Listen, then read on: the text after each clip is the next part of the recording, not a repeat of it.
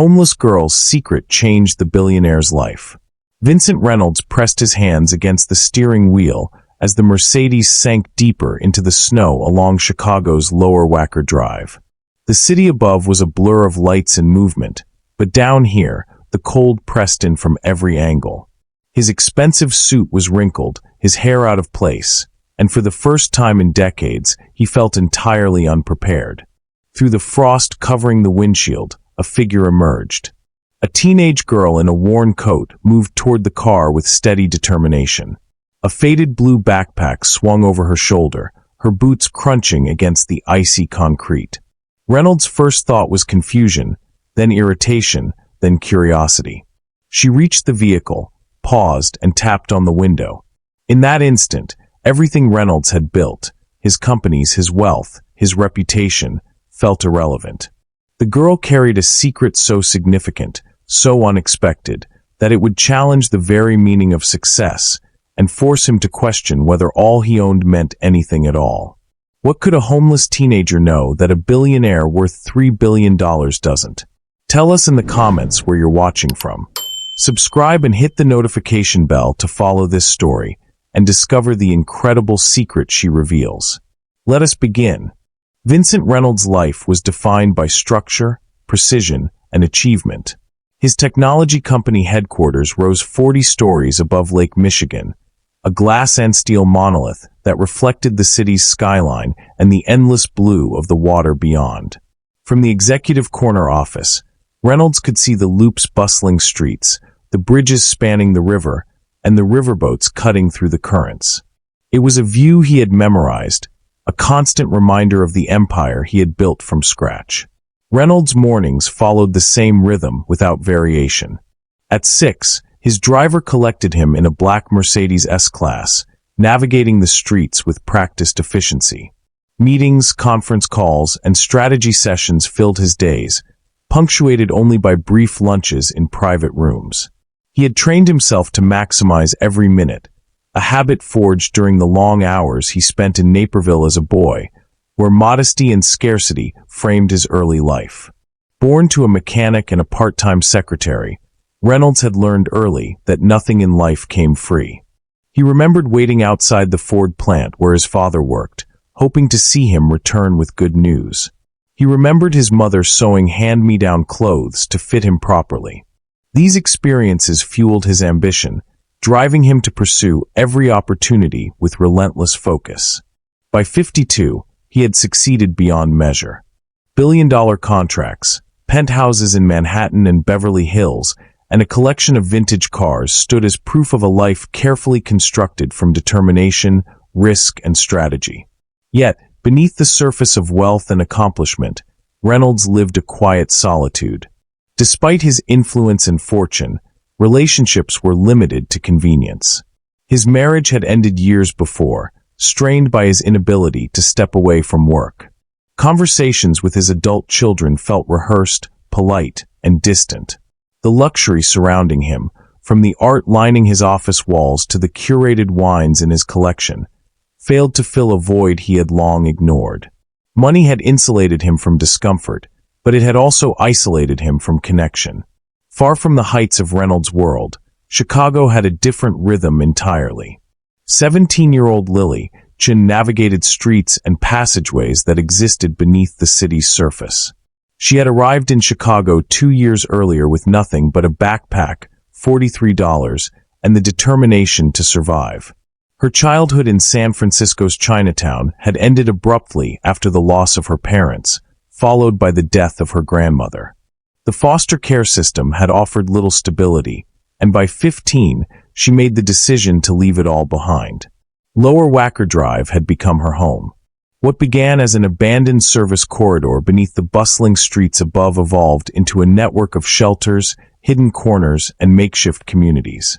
Lily learned quickly where to find warmth, where free meals were distributed, and which spaces offered safety from both weather and exploitation. Survival required observation, adaptability, and trust, skills she cultivated daily as she moved through the underground city with quiet authority.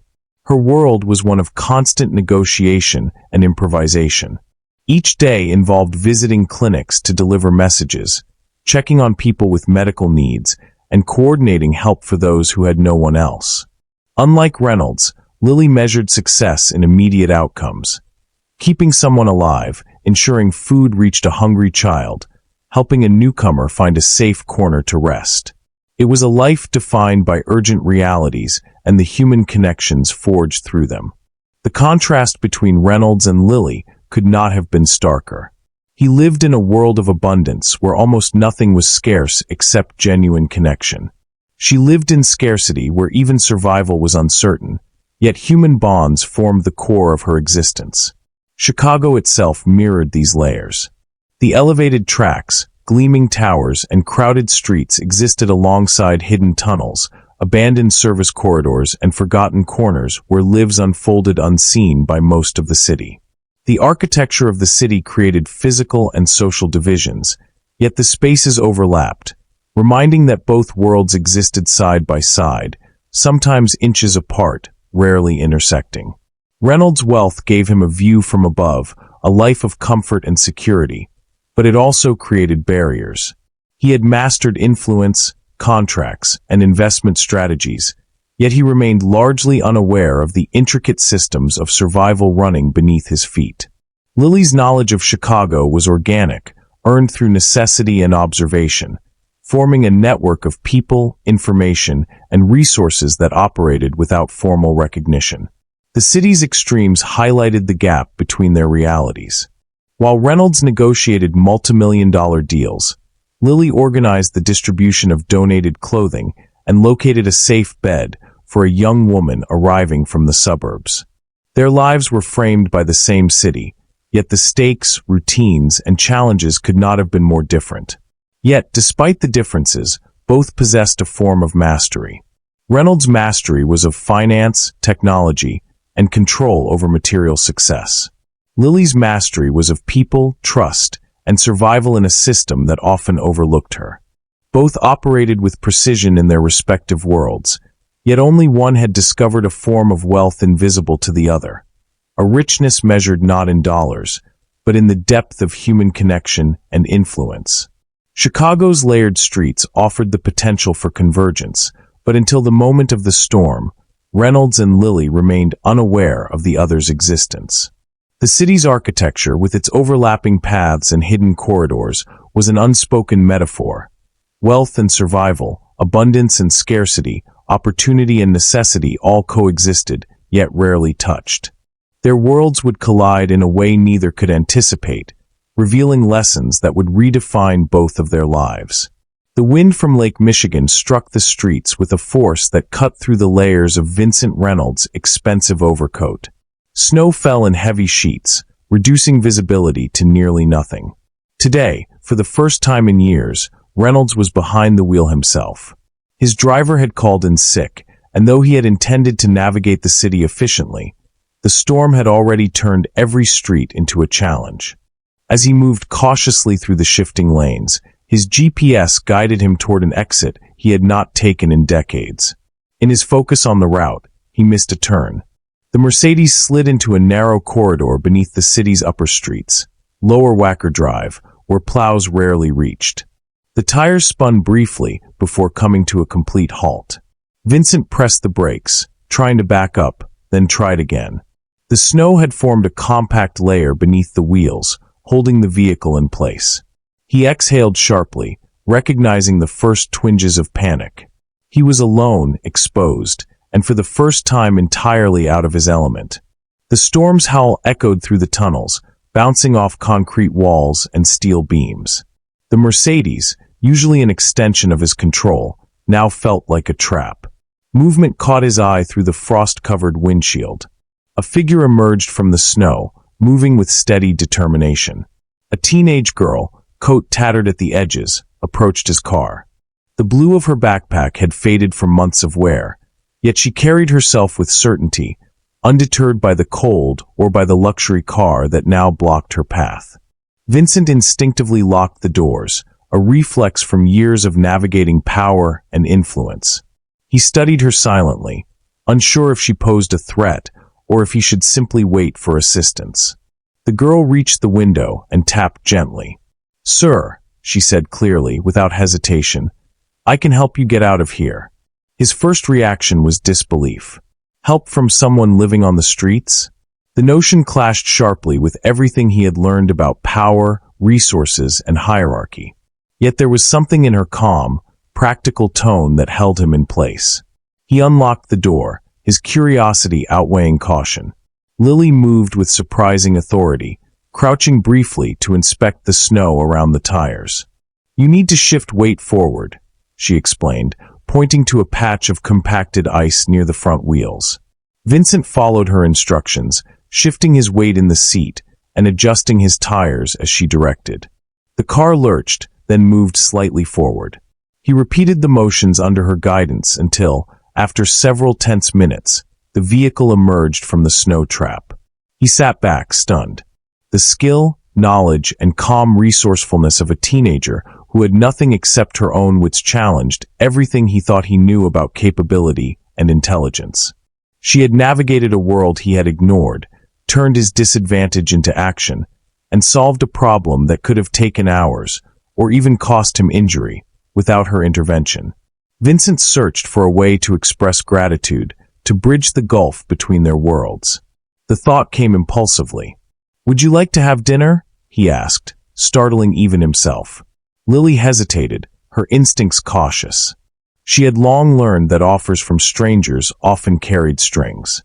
Yet something in his posture, his expression, suggested sincerity beyond material calculation. After a moment, she nodded, agreeing to accompany him. They walked together toward Union Station, the storm lightening just enough to reveal the city in shifting layers of white and gray. Vincent, usually unaccustomed to moving at anyone else's pace, followed her lead. Lily chose a small diner tucked on a quiet street, its warm interior offering a contrast to the chill outside. The staff greeted her by name, and he realized this was a place she visited regularly, not by luck, but by careful awareness of her environment. Inside, the smell of coffee and grilled food filled the space. Vincent ordered without hesitation, still processing the events that had unfolded in the tunnels beneath the city. Lily, comfortable in her surroundings, spoke of the practical challenges she faced daily. Where people slept, which clinics offered assistance, and how she kept track of those who relied on her guidance. Her language was clear, factual, and unembellished. She spoke not for attention or sympathy, but to describe a world that existed parallel to his own, where survival required intelligence, observation, and care. Vincent listened, absorbing details he had never considered. The city he thought he knew from towering offices and glossy reports was alive in a way that had escaped his notice. He realized that every street he passed on his daily commute held untold stories, each person facing challenges he could not measure with money or influence. Lily's knowledge of these hidden systems was precise, organized, and essential. He felt an unfamiliar tension in his chest, a combination of admiration, discomfort, and curiosity. Here was someone with nothing, yet she navigated the world with mastery he had spent decades trying to achieve through wealth and control. His mind, usually calculating profit and efficiency, now struggled to quantify impact, influence, and purpose in ways that could not be measured on a balance sheet. Their conversation continued over simple meals of sandwiches and coffee, bridging two realities that rarely intersected. For the first time, Vincent found himself listening without judgment, without the automatic lens of status and achievement. Lily shared anecdotes of people she had helped, small acts that had significant consequences, without boasting, without seeking recognition. By the time they left the diner, the snow had softened, the storm losing its intensity, but the impact of the encounter lingered. Vincent felt the beginnings of a shift, subtle yet undeniable, as he recognized that the world he had mastered might only represent a fraction of what truly mattered. Lily had introduced him to a perspective that challenged his assumptions, and the questions she raised would follow him long after they parted for the evening.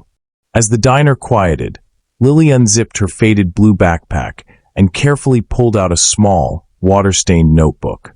Vincent watched, intrigued but skeptical, as she opened it to a page filled with names, dates, and notes in neat, meticulous handwriting. Each entry contained a brief record: a person's health conditions, dietary needs, recent locations, and urgent concerns. There were over 200 entries, and the breadth of the network it represented was staggering. "This is how I keep track," Lily explained. "If someone needs medicine or a place to stay, I know who to contact. If someone disappears, I can find them." Her tone was matter-of-fact, almost casual, yet the weight of her work was unmistakable. Vincent leaned closer, realizing the sheer scope of what she had undertaken. He tried to process it. A teenager, homeless herself, had developed a system that rivaled the organization and efficiency of his corporate operations. But here, the goal was survival, not profit. Each note represented a person relying on her knowledge, each connection a lifeline. In his world, success was measured in numbers and contracts. In hers, it was measured in lives preserved and hope restored. Lily described her daily routine. She navigated underground corridors, abandoned buildings, and side streets, checking on those most at risk. She coordinated with social workers, volunteers, and other individuals living on the streets, ensuring that supplies, meals, and critical information reached the right people at the right time. Vincent listened, incredulous, as she detailed the ways she had prevented medical emergencies, found shelter for newcomers, and supported those struggling with mental health. "How do you do it?" he asked finally, struggling to mask disbelief. "You have so little, and yet you manage all of this. Why help everyone else when you barely have enough for yourself?" Lily shrugged, her expression steady. "I've learned that everyone can give something, even if it's just attention or care. If I can help one person today, that matters more than anything I could own." Her words were simple, but Vincent felt their weight. He had spent a lifetime accumulating wealth, yet here was a teenager whose wealth was measured in compassion and action, not money. To illustrate her work, Lily shared a story from the tunnels beneath Lower Wacker Drive. A man had been sitting alone for hours, his hands trembling and eyes distant. He had lost hope, convinced that no one cared enough to intervene. Lily had noticed his absence from her rounds, found him, and spent hours speaking with him, offering resources and connecting him to someone who could provide shelter and counseling. By the time she left, he was safe, and the possibility of despair had been replaced with a fragile hope. Vincent absorbed every detail, his mind grappling with the contrast between her world and his. He had never imagined that someone with so few material resources could wield such influence. Her methods were unconventional, often improvised, yet they worked. She had created a network invisible to most, yet indispensable to those who depended on it. He asked questions about her notebook, the careful system she had designed, and the methods she used to track progress. She explained the color-coded entries, shorthand for medical issues, and notes about trustworthiness. Every detail was intentional, every process built from necessity and observation. For Vincent, who relied on data models, algorithms, and analytics, it was both fascinating and humbling to see such a precise system applied to human survival. The moment crystallized with another story, one that struck Vincent deeply. Lily described a man teetering on the edge, ready to surrender to despair. He had no family, no friends, no safety net. She had spent hours speaking to him, sitting beside him while ensuring help arrived, and ultimately convinced him to step back from the edge. That night, he slept in a warm space, his life intact because of her attention and persistence. Vincent sat back, a mix of awe and disbelief settling over him. How could someone with nothing accomplish what he, with billions, could barely imagine? In his world, resources were abundant, yet their application often failed to reach those who truly needed them. Lily, by contrast, used nothing but knowledge, observation, and care, and achieved results that no amount of money could replicate. Her notebook and her network represented more than just information. They embodied trust, reliability, and connection. Vincent realized that he had built an empire with towering achievements, yet few people depended on him in a meaningful way.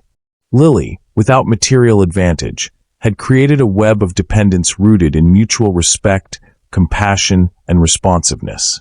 By the time they left the diner, Vincent understood a fundamental truth he had never confronted. Impact was not measured in accumulation, but in influence and care. Lily's world, once invisible to him, had revealed a secret that challenged everything he believed about success. She had shown him that wealth was not only financial, and that influence could be exercised through empathy, attention, and persistent action. As they stepped into the street, the wind had lessened, but Vincent felt the first shift in his own perception. For the first time, he considered the possibility that his understanding of the world, his definition of accomplishment, and his notion of value were incomplete. Lily had introduced him to a different kind of mastery, one that relied on heart, observation, and dedication rather than titles, contracts, or bank balances. Her first lesson had been clear. True influence often came from those overlooked, underestimated, and dismissed. The girl with the faded blue backpack had transformed the ordinary act of survival into a system of support that saved lives, and she had done it without recognition, compensation, or acclaim. Vincent knew, deep down, that what he had witnessed was only the beginning, and that the lessons she held would reach far beyond this evening. Vincent stared at his untouched coffee, the steam curling in front of his face, yet it did nothing to warm the emptiness he felt.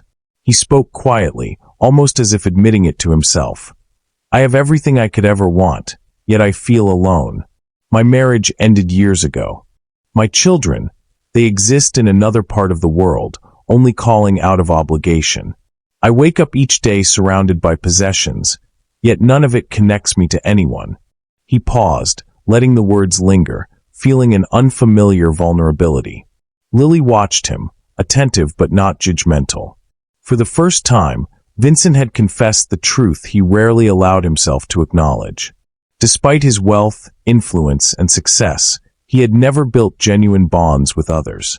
He had mastered accumulation, but not connection. Lily leaned forward, her eyes steady. People often think they have nothing to offer if they don't have money, status, or power, she said. That isn't true. Everyone has something to give. A moment of attention, a word of encouragement, a hand to guide someone. That can mean more than any donation or contract. Life has taught me that value is not in what you own, but in what you share. Vincent absorbed her words, the clarity and simplicity cutting through years of carefully constructed assumptions. He realized that, in his world, gestures of care were often transactional, tied to networking, reputation, or tax incentives. Lily's perspective was untainted by such calculations. Her philosophy was rooted in observation, experience, and empathy, a currency he had overlooked entirely. She continued, challenging him gently. You pass people every day who need more than money. You see faces on the street, people struggling to survive, yet you don't stop. Charity can help, but connection changes lives. It is personal. It requires attention, trust, and commitment. You have built walls that keep people at a distance. What if you lowered them and really saw the people around you? Vincent felt a shift, subtle but profound. He thought of his penthouse, 40 stories above the city, where expansive windows offered a view of the world he never truly interacted with. He thought of board meetings, of contracts, of acquisitions, all accomplished without meaningful human contact. Lily's words forced him to confront a truth he had avoided. His wealth had created barriers rather than bridges. The weight of this realization pressed against him, uncomfortable yet necessary. He pictured the city streets beneath him in a new light, not as assets to survey from above, but as lives intersecting, each with its own complexity, each deserving attention. The mechanics of survival that Lily had mastered, the networks she maintained, the trust she cultivated, all of it represented a form of wealth he had never pursued. Vincent admitted aloud, almost to test the idea. I've spent decades believing that success is measured in numbers. My net worth, my acquisitions. I thought it defined me. But I see now that all of it can't replace the absence of trust and connection. I've built everything around the wrong idea of value. Lily nodded, recognizing the beginning of his awakening. "Understanding is the first step," she said. "Acting is the next. You can still make a difference, but it starts with seeing people as they are, not as statistics or inconveniences. When you stop seeing yourself above others, you start to contribute in ways that matter." Her words were not a lecture. They were an invitation. Vincent felt a flicker of both hope and anxiety. Change would require him to step outside the patterns that had defined his life. It meant vulnerability, accountability, and a willingness to engage with people on their terms rather than his own. He reflected on his daily routines, the chauffeured drives, the meetings, the isolation of his corner office, and recognized how insulated he had become. Every convenience, every layer of comfort, had reinforced distance from others. Wealth had offered him control, but at the cost of meaningful human contact. Lily's challenge lingered in his mind. He imagined walking the streets she navigated, witnessing firsthand the struggles she had described. It was a vision both daunting and compelling. For the first time, he considered that influence could be measured differently. Not in profit margins or market share, but in lives improved, hope restored, and trust earned. As the evening wore on, Vincent felt the first stirrings of transformation. He realized that his definition of success needed revision. It could no longer rely solely on accumulation or recognition. It had to encompass engagement, presence, and authentic relationships. Lily's philosophy illuminated a path, showing that impact could exist even in the absence of material wealth, and that generosity of time, attention, and care could rival any financial achievement. By the time they left the diner, Vincent understood that his journey was only beginning. The emptiness he had carried for years had found a mirror in Lily's wisdom. He had glimpsed a world where wealth and influence were measured not in numbers, but in the depth of connection and the reach of compassion. For the first time, he felt the possibility that he could bridge the distance he had maintained from humanity.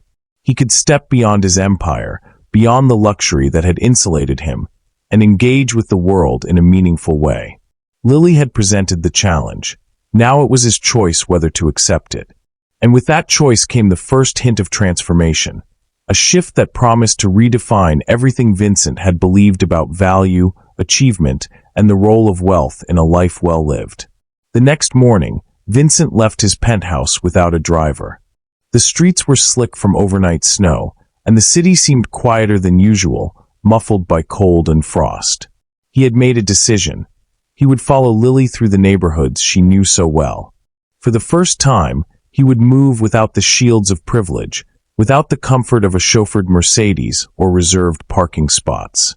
Lily led the way, a figure of confidence despite the chill.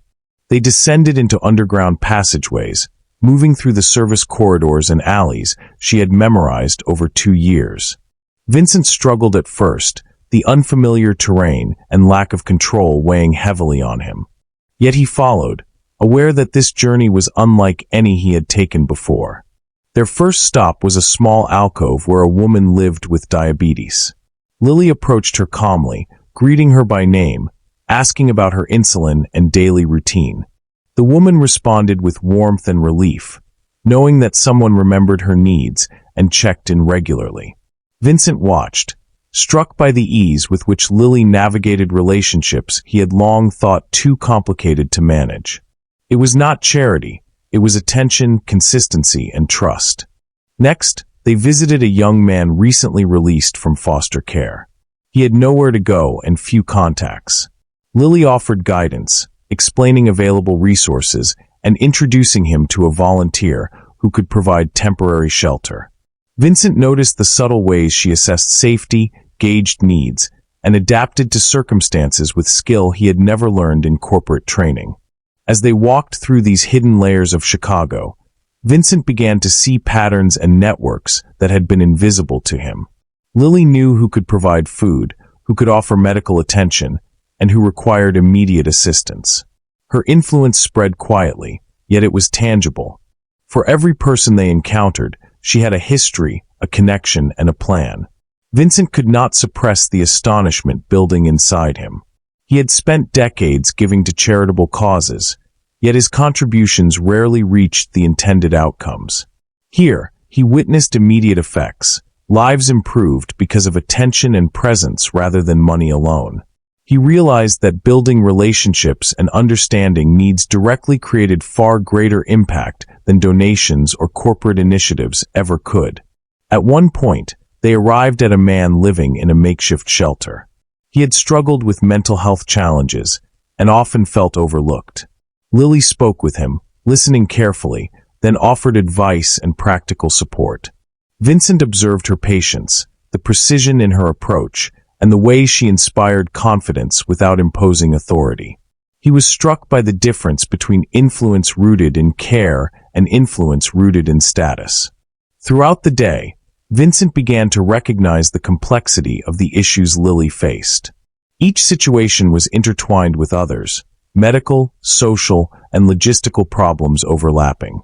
Solutions required not only resources but careful attention, coordination, and foresight. Yet Lily navigated these challenges with simplicity, focusing on direct action and human connection rather than bureaucratic procedures. They paused at a small community space where donations were stored and distributed.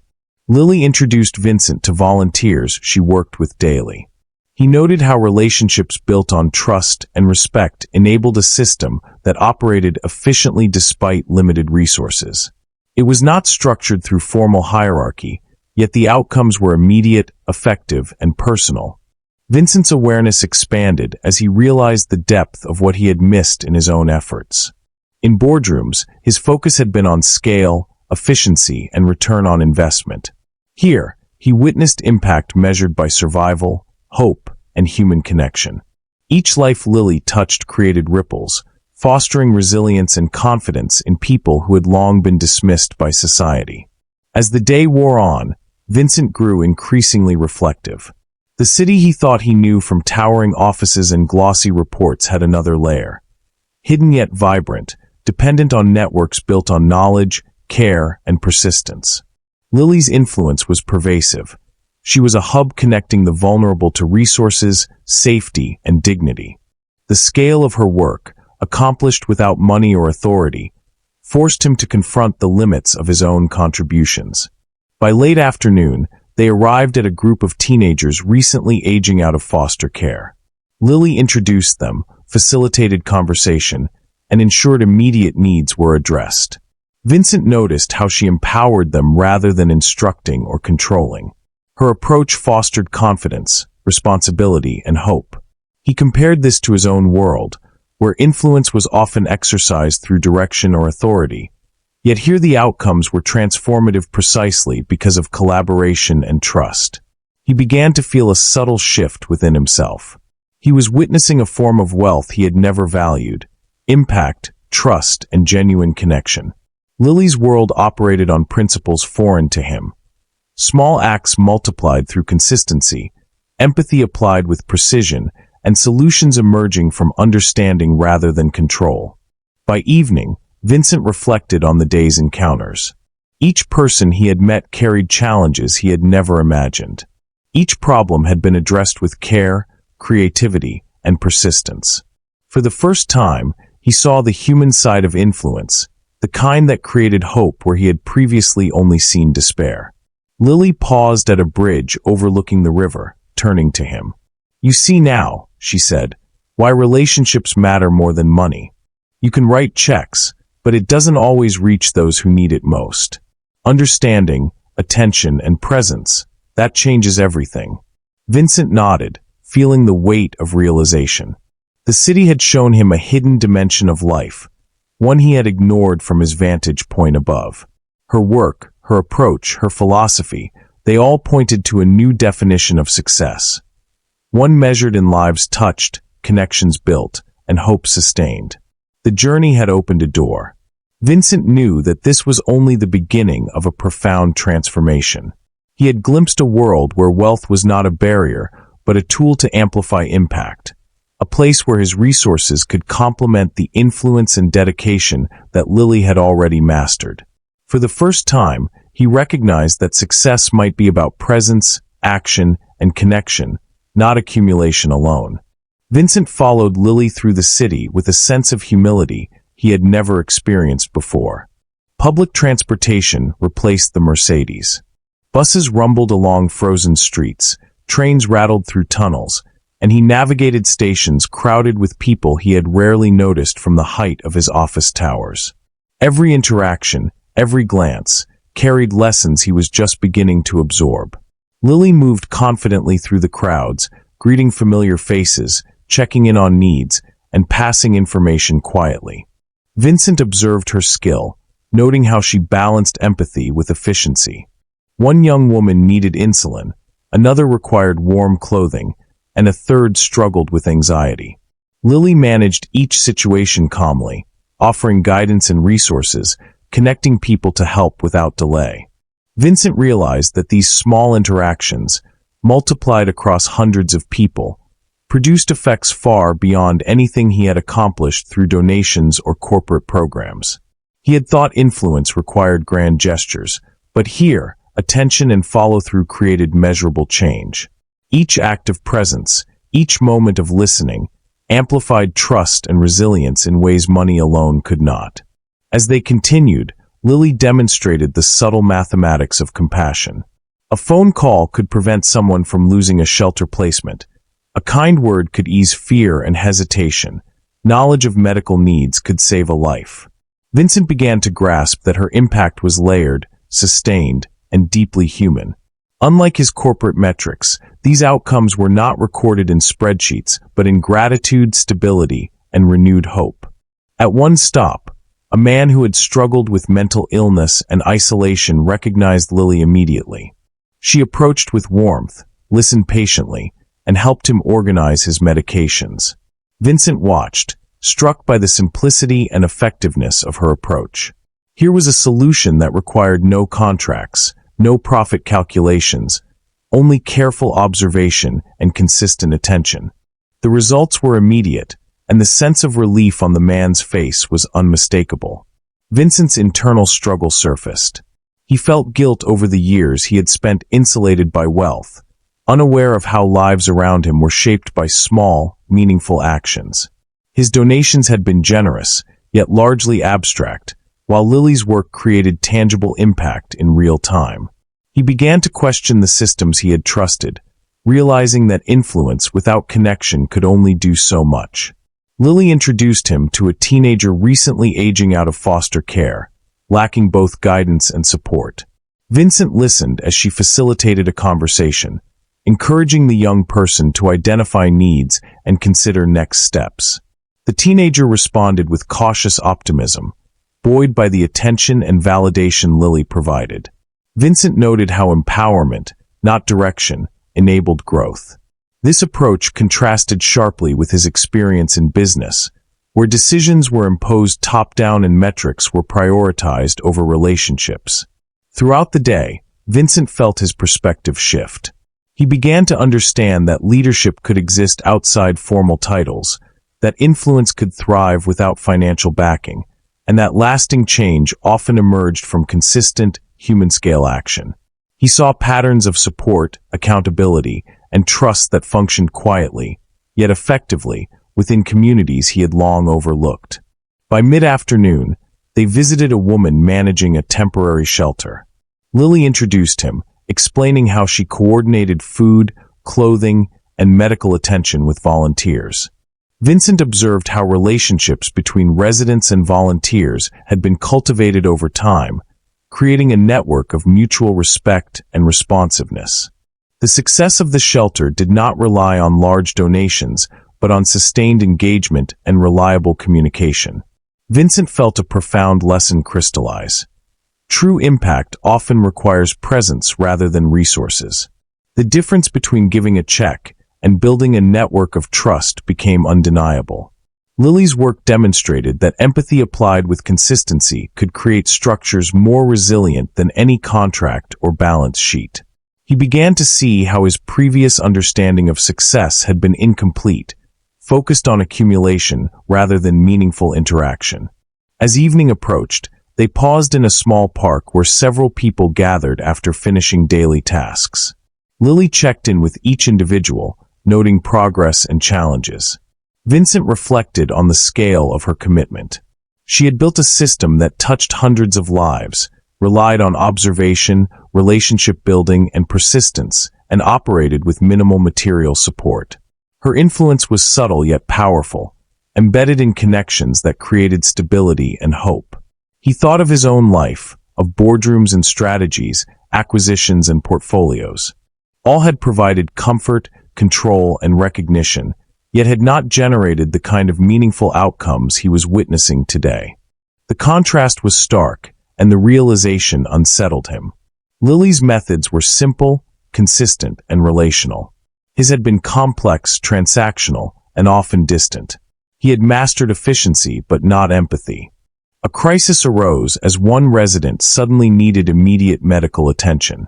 Lily directed others calmly, made phone calls, and coordinated transport while remaining present with the person in distress.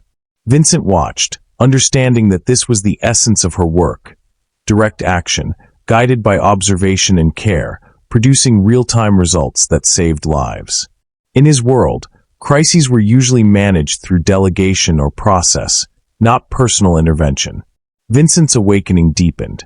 He realized that the power of connection was not limited by financial resources, status, or authority. It was measured in attentiveness, reliability, and willingness to engage with others directly. Small acts, consistently applied, compounded into large-scale influence, something he had never accounted for in his conception of leadership or wealth. By the day's end, Vincent felt both humbled and inspired. He had walked through neighborhoods, encountered dozens of individuals, and witnessed firsthand the difference between transactional help and relational impact. He had learned the critical value of presence, observation, and consistency. Lily had shown him that influence and wealth could coexist if applied with purpose, care, and attentiveness. As they returned to a bus stop, Vincent reflected silently. The city had revealed a layer he had ignored, a network of human connection that operated independently of his wealth. The lessons he had absorbed would not be theoretical. They demanded action, engagement, and transformation. He understood now that leadership could extend beyond boardrooms, that true wealth might reside in the depth of relationships rather than in assets alone, and that real change emerged from sustained, human-scale connection. Lily glanced at him and smiled, recognizing the subtle shift in his expression. Vincent knew she was right. Influence without connection was incomplete, and wealth without empathy was hollow. The day had taught him that impact could exist anywhere, for anyone willing to invest attention, care, and persistence. He had seen hope emerge where he had previously perceived only struggle. And for the first time, Vincent began to imagine a life where he could contribute not through distance or control, but through understanding, presence, and meaningful engagement. Vincent and Lily sat on the steps of a community center as dusk settled over the city. The streets above glimmered with lights reflecting off snow and ice, yet down here, the noise and motion of everyday survival felt alive in a different way. Vincent finally asked the question that had been forming all day. "What is your secret, Lily? How do you manage to do all this every day with nothing?" Lily looked at him steadily, her gaze calm and unwavering. "It's not about helping others," she said. "It's about seeing value where others overlook it. Every person you encounter has a life, a story, a reason to keep going. Most people pass them by because they focus on what they don't have or what they can't control. I focus on what each person can contribute, what they can teach, and what they deserve." Vincent listened, trying to reconcile the simplicity of her words with the complexity of the work she did. It was a different type of wealth, one that could not be quantified, traded, or bought. It existed in relationships, in trust, and in consistent presence. "You mean," he started slowly, "it's not about charity. It's about respect and recognition." Lily nodded. "Exactly. Every small action matters when it's done with attention and intention. You don't need money to create impact. You need understanding, patience, and persistence. That is how communities survive and thrive, even when they have very little." Vincent felt the weight of her words. He had spent decades accumulating assets, building companies, and securing wealth for himself and his family. Yet he could count on one hand the people he truly trusted or relied on beyond professional convenience. All his possessions, contracts, and titles had given him comfort and control, but not connection. The realization struck him in a way that no balance sheet ever could. He understood that his net worth, impressive as it was, meant little if he had no one to share it with. He had been rich in material terms, but poor in influence, purpose, and the kind of impact that mattered to the human spirit. Lily leaned back, her notebook resting on her lap. You see, Vincent, wealth isn't measured by what you own. It's measured by the lives you touch, the trust you earn, and the hope you give. You can have billions and still be impoverished in every way that counts. Or you can have little and be extraordinarily rich. Vincent absorbed her message, a slow clarity unfolding within him. He remembered the people they had visited that day. The diabetic woman whose health depended on consistency, the teenager transitioning out of foster care, the man with mental health challenges. Each story reflected not only survival but resilience, cultivated by Lily's attention, guidance, and presence. The thought occurred to him that Lily herself embodied a form of wealth he had never pursued. She had purpose, influence, and the satisfaction of seeing tangible change. She was rich in relationships, trusted by her community, and capable of shaping lives without the shield of privilege. In a profound reversal, he realized that she, not he, held the true riches. "You're wealthy," Vincent said slowly, his voice quiet but firm. "Not in money, but in ways I've never experienced. You've created networks, solutions, and trust where I saw only problems. I thought I understood value. I was wrong." Lily smiled faintly, a mixture of understanding and encouragement. "It's not too late for you. You've seen the difference now. The choice is yours. Return to your tower and your routines, or step into the world with a different purpose." The weight of the decision pressed against Vincent. His penthouse, the corporate empire, the luxury cars, they all awaited him. Returning to his old life meant comfort, routine, and familiarity. Yet it also meant isolation, disconnection, and a continued sense of emptiness. Stepping forward into this new understanding required vulnerability. It required leaving behind assumptions about what success looked like. It demanded humility, presence, and willingness to engage in ways that could not be measured on a ledger or reported in a quarterly statement. Vincent realized the choice was not about abandoning success, but redefining it. True wealth did not conflict with achievement, it expanded it. Influence, purpose, and connection could coexist with financial security, but only if he approached them intentionally and without ego. He looked at Lily, at the faces of the community they had met, and understood the potential for his resources to amplify their efforts. The realization was liberating. His assets could serve not only himself, but a network of human relationships in ways that multiplied their value exponentially. "I want to try," he said finally. "I want to understand, to contribute, to be part of something real." Lily's expression softened. "Then you have already started. It's not about perfection. It's about showing up, listening, and learning. Every step matters." Vincent felt a sense of anticipation he had not experienced in years. The familiar world of boardrooms and penthouses was still there, but now it had a new context.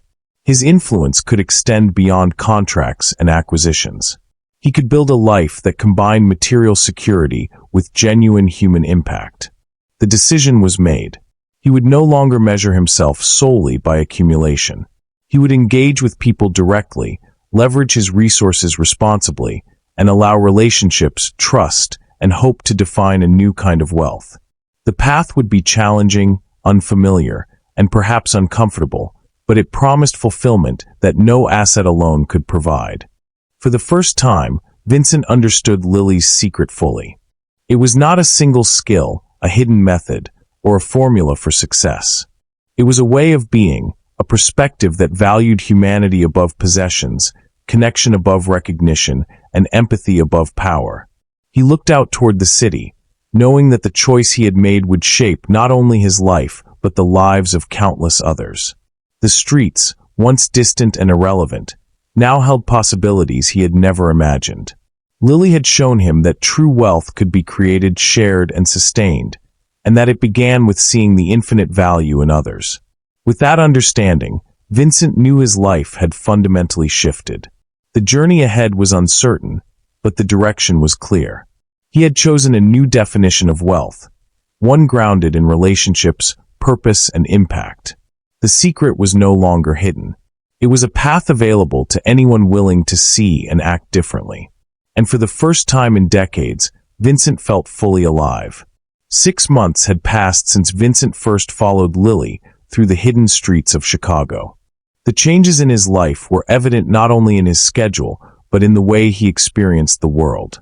He no longer rose solely to check off meetings or monitor profit margins. Instead, he structured his day around engagement, presence, and meaningful action. Vincent's office, once lined with trophies, awards, and the latest technology, now included a dedicated space for community planning. Meetings with executives still occurred, but now strategy included purpose beyond profit. Initiatives aimed at supporting local programs, strengthening relationships, and amplifying impact in underserved neighborhoods. His wealth had not diminished. In fact, it had become a tool to expand influence in constructive, tangible ways. Lily worked alongside him, not as an employee, but as a partner. She guided program development, trained teams, and ensured that the human element remained central to every initiative. Vincent observed her attention to detail, her understanding of people, and her capacity to create systems that valued both efficiency and empathy. Together, they were building bridges between resources and need, wealth and humanity.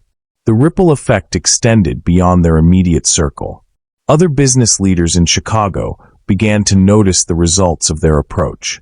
Programs that combined corporate resources with genuine, relational engagement produced measurable outcomes in ways traditional philanthropy had often failed to achieve. Vincent and Lily's work became a model for purposeful success.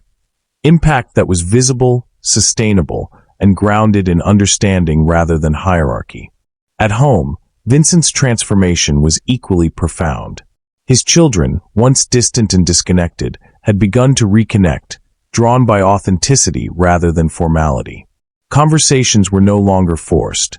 They shared meals, experiences, and insights into the projects that now occupied their father's attention. Vincent had learned that sharing his life and work with those he loved was a form of wealth that no accumulation of assets could replace.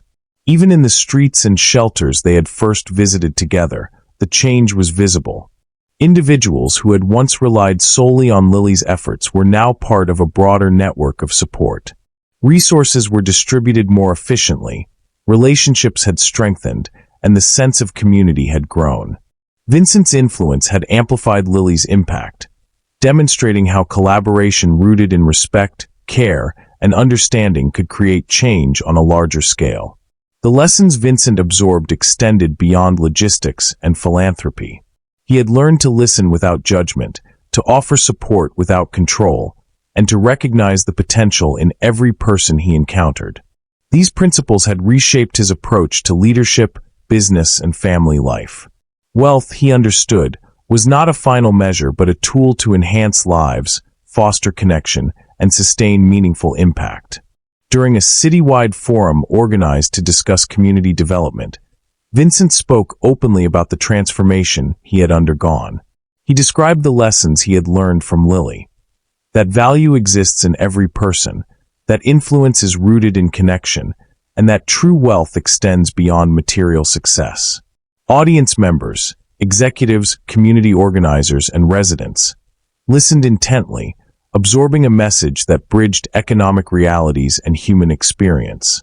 Lily stood beside him, observing quietly. The work they had begun together now had a framework, with protocols to ensure that care and understanding remained central. Yet she remained focused on the immediate, practical needs of individuals, reminding Vincent and others that real change required attention to small details, daily presence, and consistent engagement. Vincent recognized that the legacy they were creating went beyond business or philanthropy. It was cultural, a redefinition of success, a a demonstration that wealth could serve communities effectively when paired with empathy, and an illustration that true impact was built through relationships rather than accumulation.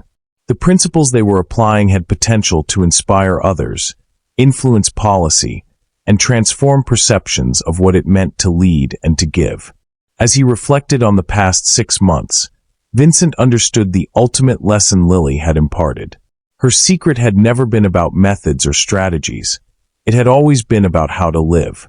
The choice to see value in others, to act with purpose, and to engage with humility and presence was accessible to anyone. Wealth, status, and circumstance were secondary to understanding, connection, and action. In the quiet moments of his penthouse, Vincent found a sense of fulfillment he had never known. It was not derived from material possessions or accolades, but from the knowledge that lives were being touched, futures influenced, and communities strengthened. He had become a participant rather than an observer, a contributor rather than a spectator.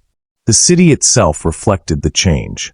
Programs they had implemented had grown in scope, trust had been strengthened, and new partnerships had emerged.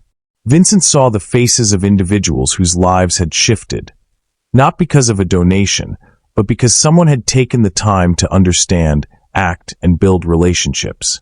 Lily's philosophy had become a living, breathing force within the city, and Vincent was at its center, no longer defined solely by financial success.